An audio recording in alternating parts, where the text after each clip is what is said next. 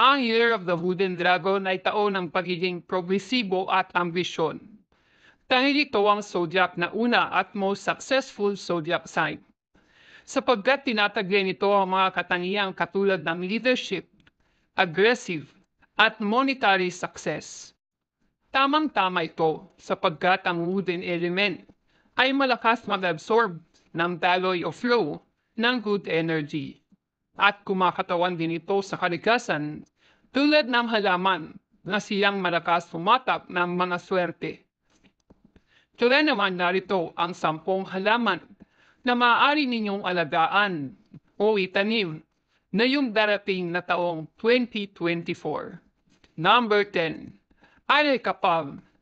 Ang halamang areca palm ay isa sa pinakamainam alagaang halaman sa taong 2024. Dahil sa ang areca palm at wood dragon ay maraming pagkakatulad na simbolo katulad ng prosperity, good fortune at abundance. Maswerte ito sa negosyo at sa tindahan kung maglalagay ka lamang sa loob ng inyong bahay. Isa rin itong ideal plant para sa living room dahil kilala itong panghatak ng swerte. Katulad din ito ng niyog na kabilang na sa pamilya ng mga Araceae. Ang areca palm ay mainam ilagay o ipesto sa loob ng bahay. Subalit ayon sa Feng Shui expert, ay mas recommended itong ipesto sa entrance o sa labas ng pintuan para sa mas malakas na hatak ng swerte at maaaring magtaboy din ito ng malas o mga kamalasan.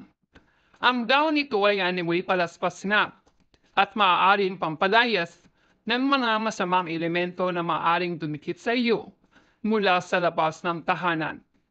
Madali lamang alagaan at mabuhay ang halamang areca palm. Hindi mabilis lumalaki at matagal din ang lifespan. Number 9. Bromeliads. Napakaswerte rin ang halamang bromeliads. Sa Year of the Wooden Dragon, ang structure nga ng dahon at bulaklak nito ay maaaring maihalintulad sa katawan ng dragon.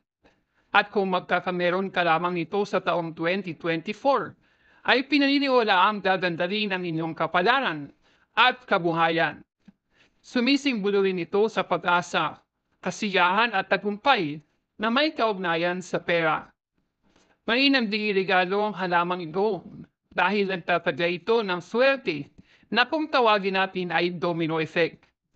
Na ang swerte ng pinagliligaluhan mo ay maaari mo ring maranasan sa buhay. Isa rin simbolo ng bromeliads ang pagiging nitong agresibo at pagpapatupad ng usaping pera, pag-ibig at pagunlad sa anumang larangan. Tulad ng dragon, ang simbolismong ito ang siyang magbibigay katuparan sa iyong mga kahilingan sa buhay. Maraming variety ang bromeliads na maaari na nating pagpilian, kagaya ng Guzmania, Bilbergia, Telandesias, at ang pinakapopular na Neoritilias. Number 8.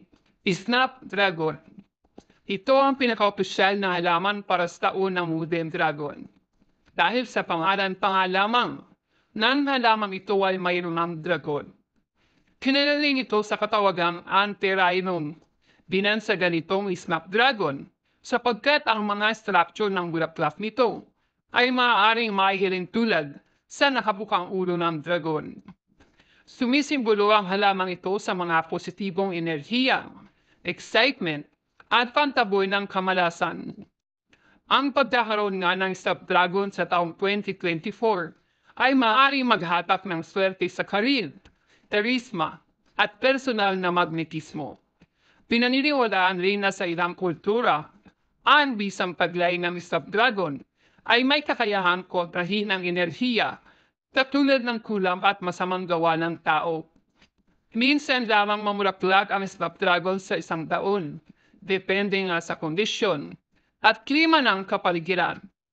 Pero huwag kang mag-alala dahil maaari ring mabuhay dito sa atin sa Pilipinas ang halamang snapdragon at kadalasang maraming bulaklak na ito sa mga buwan ng Disyembre. Kaya naman mainam na magtanim ka na nga nito bago pa sumapit ang December. upang ang mga magandang bulaklak nito ang siyang sasalubong sa papasok na taong 2024. May mga iba't ibang kulay rin ng bulaklak ang Snapdragon at ang mga maswerteng kulay para sa taong 2024 ay ang mga kulay na green, brown, gold, red at silver. Number 7. Rubber tree. Kilala ang rubber plant sa paniniwalang ito ay mainam na nag-aakit ng swerte, kasaganaan at prosperidad. Ito ay binansagan ding Ficus elastica o rubber tree. Maraming klase ang rubber tree at ang malapad at mga pabilog nitong dahon ay pininiwalaang mag-aakit niya ng swerte at kasaganaan. Swerte ang rubber plant sa tahanan dahil simbolo ito ng matagalan o mahabang kasaganaan. Nagpapaunlad at nagpapaganda rin ito ng takbo ng kapalaran, kasaganaan at pagtaas ng swerte. Ang rubber plant din ay isa sa pinakamatibay na houseplant na inirekomenda ng mga feng shui expert na mainam ilagay sa tahanan, sa loob man o sa labas ng pintuan. Kaya naman mainam na magkaroon tayo nito ngayong year na 2024. Number 6. Aglonema. Kilala rin ang aglonema sa tawag na Chinese evergreen, sapagkat ayon sa mga Chinese, ang aglonema ay mahigit 100 taon na pinaniniwalaan bilang isang lucky plant.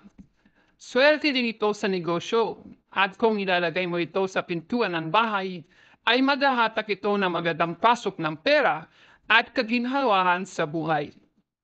Ang lamang aglonema ay maraming klase at kulay at ang mga ipinapayong ilagay o ipasok sa bahay ay ang mga variety nito na mayroong red pigment at white pigment. Kinakatawan ng wood dragon ang kulay na red at white o silver.